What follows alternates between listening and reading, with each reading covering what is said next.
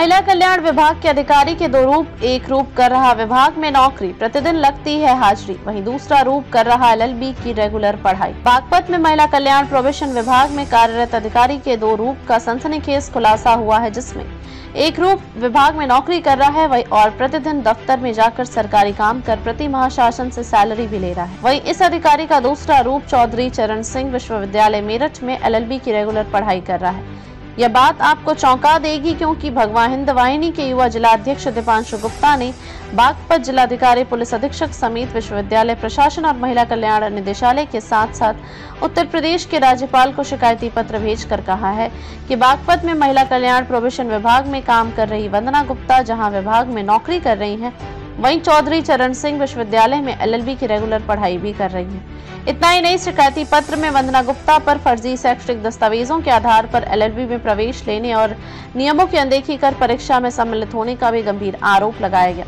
दीपांशु गुप्ता ने शिकायती पत्र में कहा कि वंदना गुप्ता नवंबर 2024 में महिला कल्याण विभाग में पूर्णकालीन सेवा में है, जबकि इसी दौरान ये चौधरी चरण सिंह विश्वविद्यालय मेरठ से रेगुलर LLB का पाठ्यक्रम भी कर रही है। विश्वविद्यालय के नियम अनुसार रेगुलर LLB में नियमित कक्षा में उपस्थित और अध्ययन अवकाश अनिवार्य होता है। अब सवाल ये उठता है कि विभाग में सेवा देने के बावजूद आखिर वहां पर रेगुलर की पढ़ाई कौन कर रहा है। दीपांशु गुप्ता ने विभिन्न विभागों को शिकायती पत्र भेजकर कार्रवाई की मांग की है। अब देखना यह होगा कि जिला प्रशासन के अधिकारी अपने ही अधीनस्थ अधिकारी पर क्या कार्रवाई करते हैं।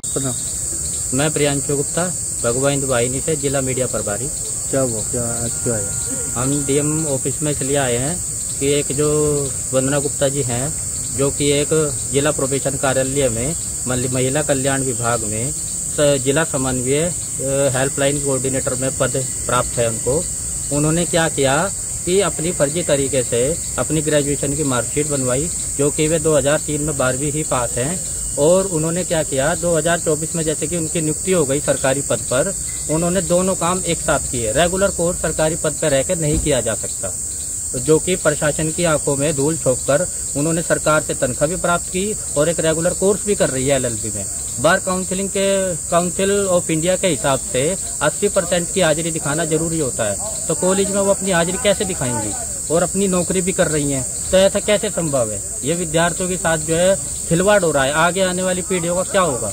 कागज कौन से फर्जी बता रहे? हाँ, ग्रेजुएशन के कागज उन्होंने गुप्त सूत्रों के हिसाब से उन्होंने फर्जी बनवाए हुए हैं, जो कि हमने एक RTI भी डाली थी अधिकारी के पास।